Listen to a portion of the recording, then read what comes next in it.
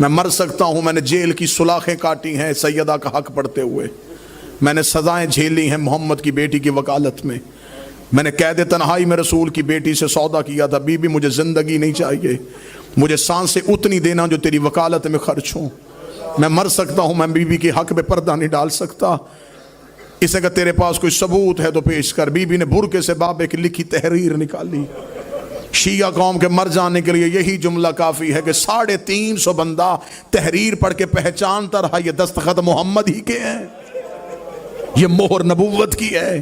ہر کوئی دیکھتا رہا، بطول چپ کر کے کھڑی رہی، ہر کوئی دیکھتا رہا، بطول چپ کر کے کھڑی رہی ہے۔